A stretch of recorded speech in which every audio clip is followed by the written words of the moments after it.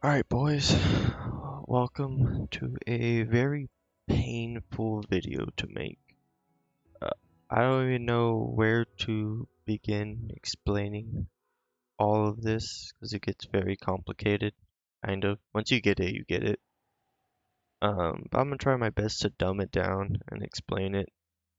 Uh, but I'm gonna go ahead and start with a TLDR for any casuals, for anyone who's like, oh, numbers, spreadsheet, oh, my brain's fried. Um, So, TLDR, casuals, this is more for people for their priority on what damage to be looking for. And I'll explain what each of these terms mean, like down here, once I go through like the very short version of what to get. Okay, so priority 1, crit, right? This one, you actually have control over. A lot of these numbers and the damage formula, you as a player have no control over. But crit is one of them, so that's why I put it at the very top of the priority. The very reasoning is the farther to the right in the formula, the factor is, the more value you'll get out of it, right? So because crit is near the end, the only thing that's after it is the enemy's defense and resistance, and this flat 0.48 that's in there for no reason. You'll get the most value out of it, right? Followed by, this is deepen, it should be elemental amplification, because they changed it. Deepen is what it was in beta. Element amplification shows up after crit. You as a player can't really control elemental amplification, and I'll explain why that is when I explain what it is. But for now, I wouldn't worry about elemental amplification too much. But I did put in the priorities list because just to show that that's what it happens the most after crit. Now, for 3 and 4, skill damage and elemental damage, they're equal because in the formula, they happen at the same time and they just add to each other, right? So, whether one's higher than the other one, it doesn't matter too much, right? So that's why I put them equal. I put them next to each other, but they're really equal because they happen at the same time. Same thing with skill multi and skill scaling. They happen at the same time. Because for PIMDOS, I'm not going to sit here and explain to everyone what PIMDOS is. I'm sure we've all seen the Instagram, the TikToks of someone puts the whole upload is just a math formula, and then the comments is filled with all different answers. I'm not going to sit here and explain to you how to do PIMDOS. Just know parentheses first, multiplication, division, and then addition and subtraction at the end. But if they're in a parentheses, they happen first, and you read left to right. Alright? Okay, that's your, whatever. It's camera's backwards, whatever. Okay, and attacks at the very end is again, attack is the very first number, so it's gonna have the least value. That being said, right, I'm gonna make sure I get this mentioned very early on. You will get diminishing returns. Just because you have, let's say you have 100 crit attack and you get 100 more attack, cool, you increased your damage by 100%, right? But if you keep stacking attack on that, you don't keep doubling your damage. It'll start diminishing down, right? So you'll start getting like 70% value, 60% value. Just know, build horizontally, right? You don't want to all in on one stat. You want to kind of upgrade them all evenly, if that makes sense. Now, in the formula, the last thing that pops up is enemy defense and resistance. I'm going to make sure I mention this in the beginning because it's very important. The enemy defense, how you find that out? I say defense is at 50%. It kind of fluctuates between 49 and like 53%, right? At the same level. And that'll change by 2% depending on the level difference, right?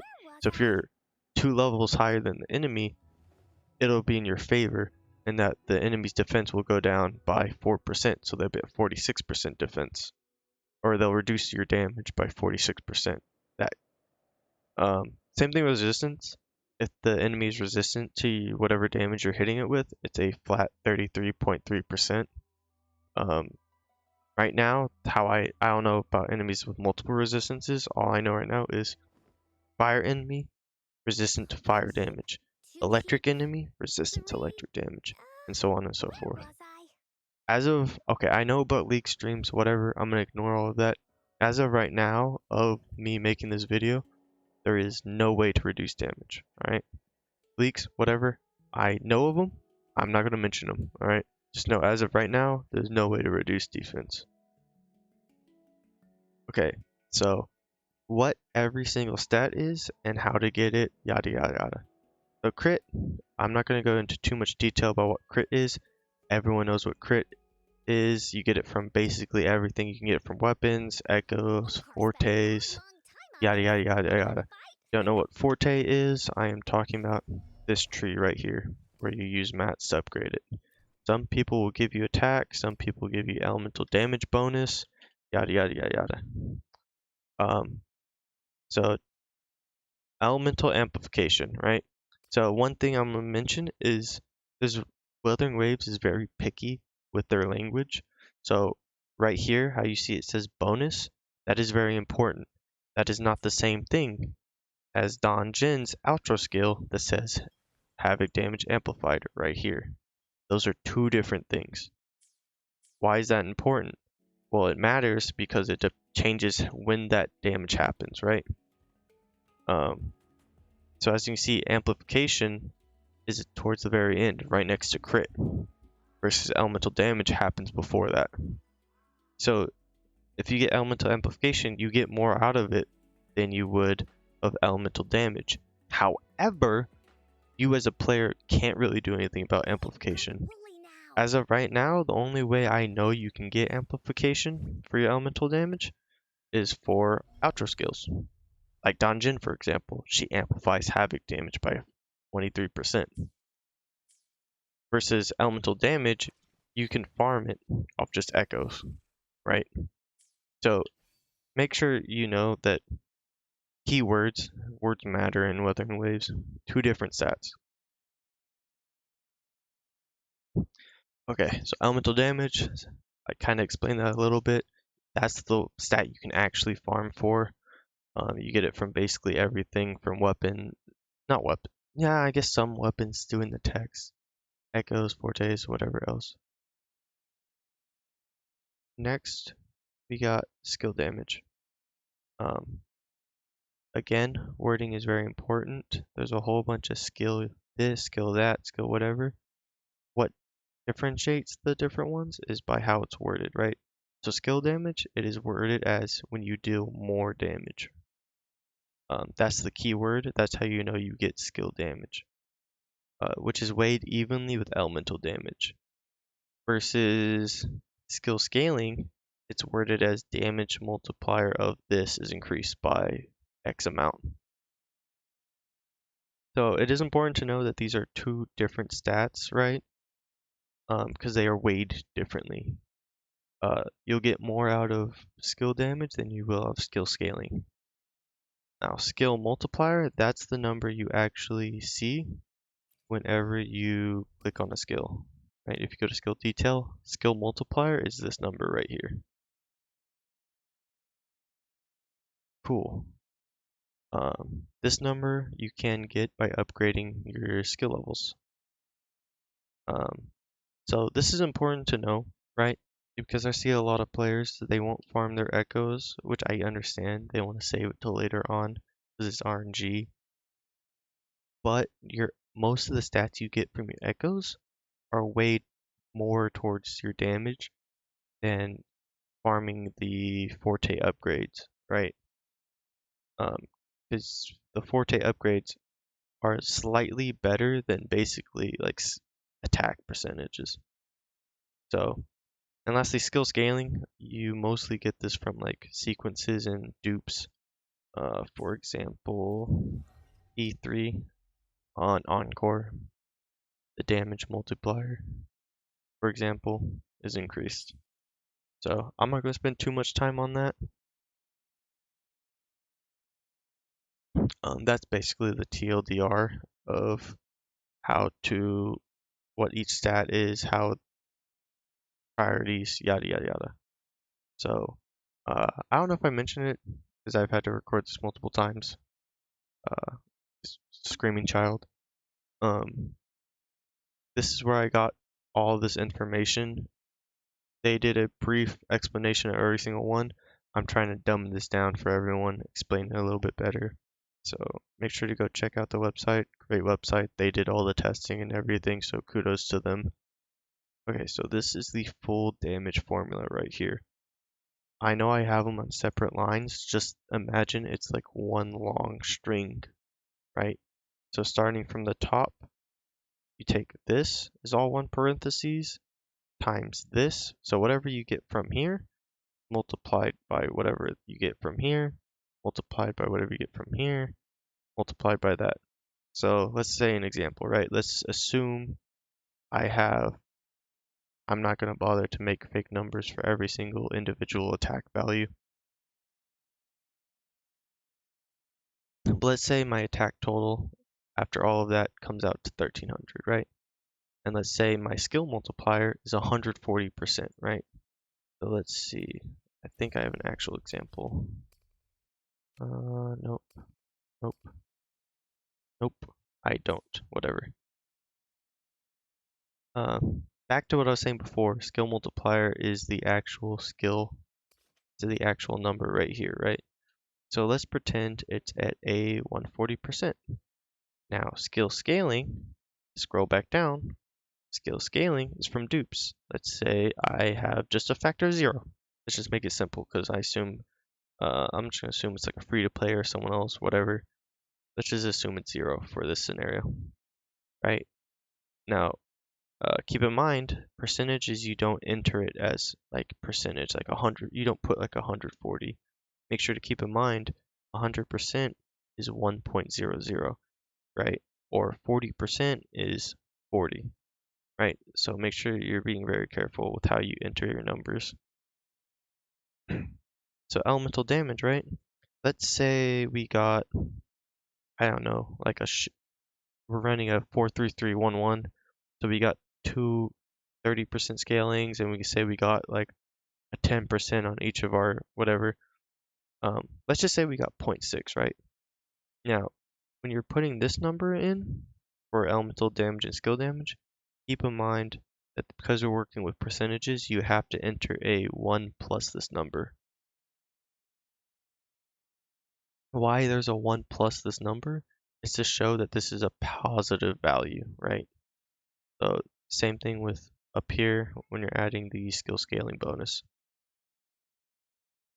So let's assume we have a elemental damage of 0.6 from running a 4-3-3-1-1, and we can just assume we got a skill damage of 0.3. Let's run back down here. Skill damage. Let's say we rolled skill damage 3 times on our substats. Cool. Let's just round it off to make it a pretty number. We'll just say we got a 0.3, right? Now, elemental implication. Because I'm not counting a full team and I'm pretending I'm only using one unit, this is going to be a 0, right? But if you use Donjin and get her outro skill before attacking with that character, this number would be higher.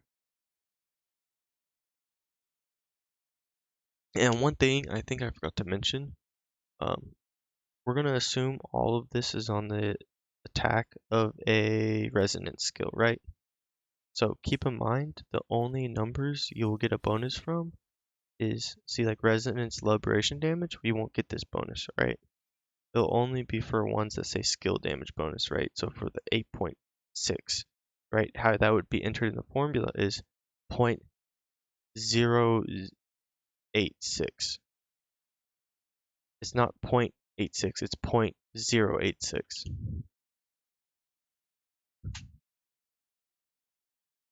Oh, that scared the fuck out of me. Okay, so where are we? Okay, so elemental damage and skill damage, right? This is additive. We add the two. Oh, do that. Again, skill damage, I think that's where we were just at. Yeah, that's from the echoes. So both of these are from echoes. Both of these you can farm. Let's just say we have elemental damage of 43311, and we got a few skill damages from the subsets.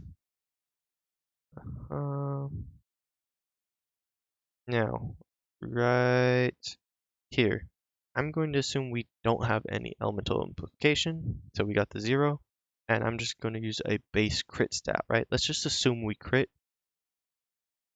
and I'm using the base crit damage of 150%, which is 1.5.